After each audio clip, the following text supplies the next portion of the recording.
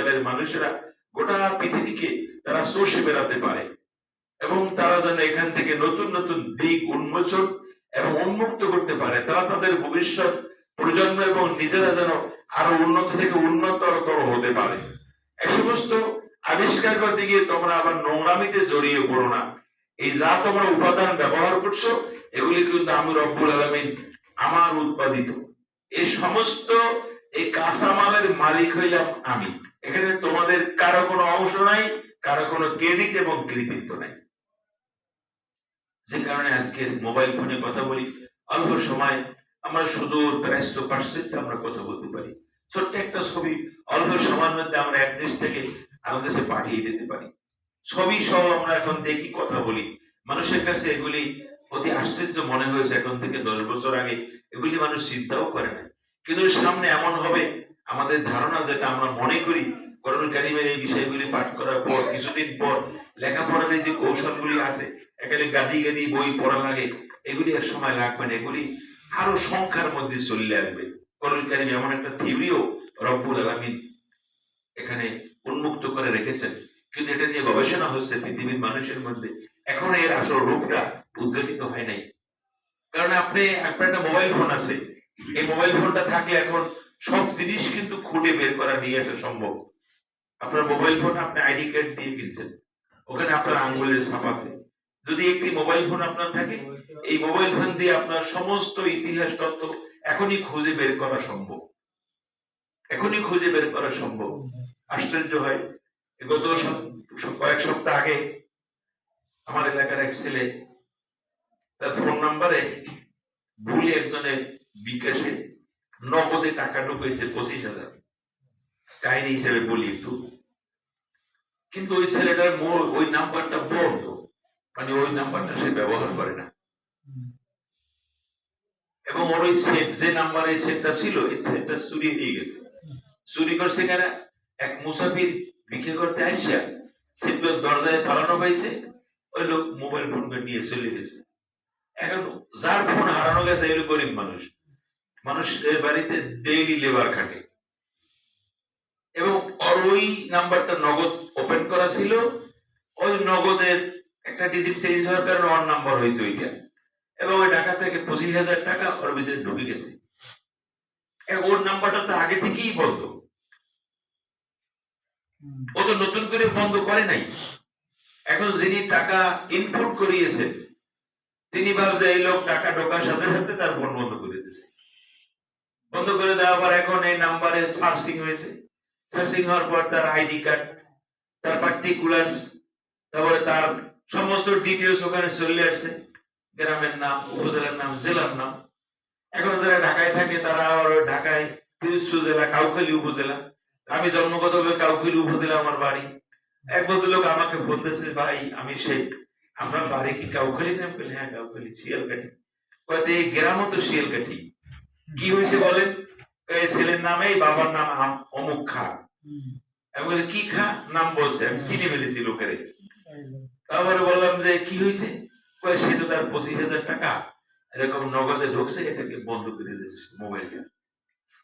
আমি বললাম ওই খাগো বাড়ির ছেলেটা তো ভালো, একটা বাড়ির ঐতিহ্য আছে না? বলো ওই বাড়ির তো ওই ছেলেদের ঐতিহ্য ভালো, বাড়ি তো এরকমের ওই স্বভাবের লোক জানা মতে নাই। বলে আমরাও খান বাড়ির লোক, আমরা একবারে একদিকে কানাই, আর ওরা হলো মিডেলে, এবং ওরা ফেমাস পরিচিত লোক, ওদেরকে চেনে সবাই আমাদের মতো। তো তার ছেলেরা এই কাজ তো করতে পারে না। আমি আমার এক বিশ্বস্ত লোক ওই এলাকার, তাকে বললাম ভাই অমুকের করে কি? ও তো একটু গরিব মানুষ, বাবা মারা যাওয়ার পরে সংসারের অবস্থা ভালো না, কাজ কাম করে খায়, নেশার আসা, তার পরিবর্তন নেই, খুব ভালো নামাজি, মুখে দাঁড়িয়েছে, বিবাহ সাথে এখনো করে নাই, যুবক ছেলে। তাই বললাম এর একটা অভিযোগ হয়েছে, আপনি একটু খতিয়ে দেখেন তো। তো উনি ওখানে কাউখালী থেকে সরাসরি চলে আসছেন, এসে ওরে পাইছে, ওর সাথে কথা বলছে, বলছে ভাই আমার এই ফোন তো এখন থেকে 3 মাস আগে চুরি হয়ে গেছে, আমার এই ফোন 3 মাস আগে চুরি হয়ে গেছে, এন্ড টাকা নেছে এর মধ্যে ঢুকছে, আমি কিছু জানি না, এন্ড তুমি খোঁজ নাও। তারপরে ওরা কি বলছে, আপনি ওকে মোটরসাইকেলে উঠান, আপনি যদি সিমটা উঠান, তারপর ওই সিম উত্তোলন করছে, করার পর নাম্বার অ্যাক্টিভ হয়েছে, সঙ্গে সঙ্গে এই 25,000 টাকা ঢুকছে। কথা বুঝতে পারছেন? 20,000 টাকা ঢুকে গেছে। কথাটা এই জন্য বলছি, এখন এই ছেলের বাড়ি হলো আমাদের কাউখালী শিয়ালকাঠি, যার টাকা ঢুকলো সে ঢুকাইলো হলো উত্তরবঙ্গে। উত্তরবঙ্গ মানে নওগাঁ টাগো এলাকা থেকে টাকা ঢুকছে, আর বাবারে টাকা দিয়েছে নওগাঁয় থাকে, ছেলে থাকে ঢাকায়, পাঠাইছে নওগাঁয়। তো এখন এই যে অল্প সময়ের মধ্যে এরকম একটি ঘটনা ঘটলো। আমি থাকি ভান্ডারি, আমি তো বাড়ি যাই নাই, খুঁজে খুঁজে এখান থেকে পরে কইলাম তুমি তোমার হারানো টাকা পাইলা, তো আমার আল্লাহর রাস্তায় কিছু দান করে দাও।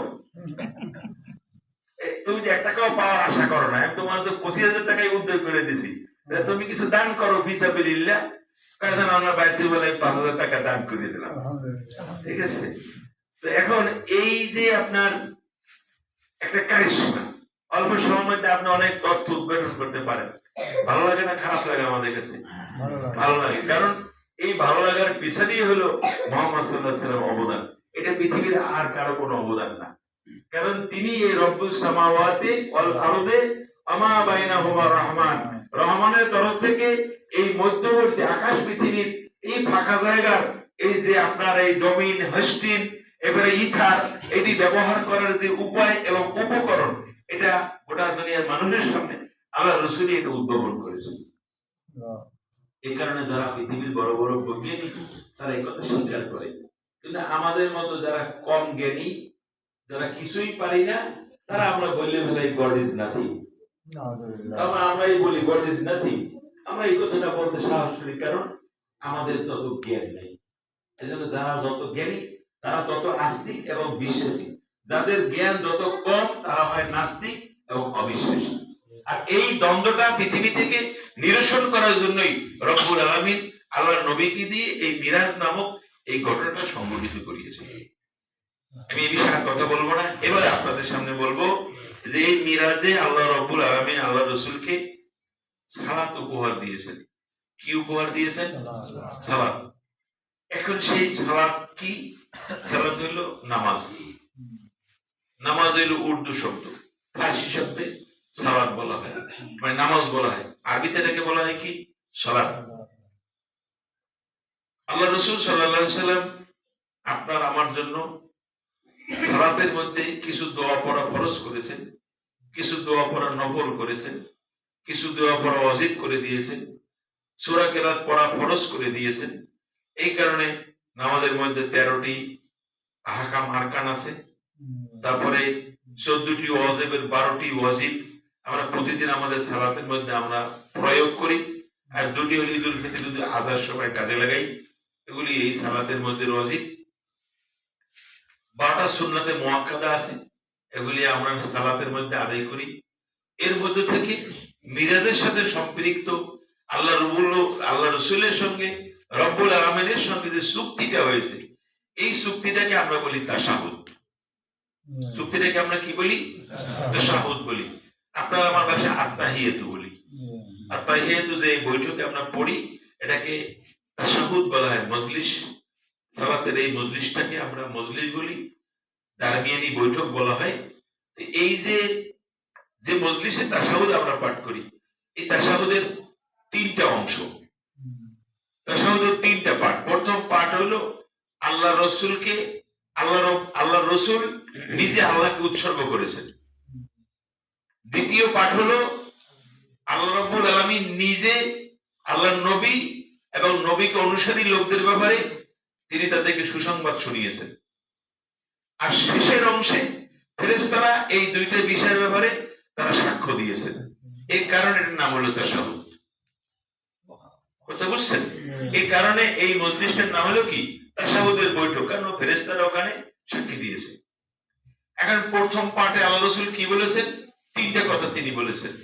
মূল দোয়াটার পাঠও হলো 3টা, আর কথাগুলি 3টা পাঠে হয়েছে। প্রথম পাঠে 3টা কথা, দ্বিতীয় পাঠে 3টা কথা, আর তৃতীয় পাঠে হলো এই যা হয়েছে এগুলি সব পরবর্তীকালে যারা রাসূলের অনুসারী হবে তারা তার ভাগ পাবে, তারা তার অংশ পাবে, কোন কর্মী কম করবে না। এখন আমরা ওইটা পাবো কিনা, এটা হলো আমাদের বিবেচ্য বিষয়, যে আপনার আমার আমল, আপনার আমার এলএম যা আছে তাতে আমরা ওইটার সাথে সম্পর্ক রেখে আমরা সঠিক ভাবটা পাবো কিনা, এটা হলো বোঝার বিষয়। আর এই কারণেই আমাদেরকে সালাতের ব্যাপারে বেশি আন্তরিক হওয়া দরকার। আমি এবারে দোয়ার ব্যাপারে কথা বলি, মূলত আলোচনা শেষ করব। আপনার শুরুতে রাসূল বলেছেন আত্তাহিয়াতু, আত্তাহিয়াতু লিল্লাহ। এই আরবিতে যদি অনুবাদ আমি পরে করি তাহলে অর্থ হলো আত্তাহিয়াতু লিল্লাহ, আল্লাহর জন্য আত্তাহিয়াত। তাহিয়াতুন আরবি শব্দ, এই শুরুতে আলিফ লাম পড়ছে, এজন্য হইছে আত্তাহিয়াতু। ওই তাটা হরফে শামসি হওয়ার কারণে আলিফটা তার সাথে পেয়েছে, তার দিয়েছে। আল তাহিয়াত বলি নাই, আত্তাহিয়াতু বলছি আমরা। তাহলে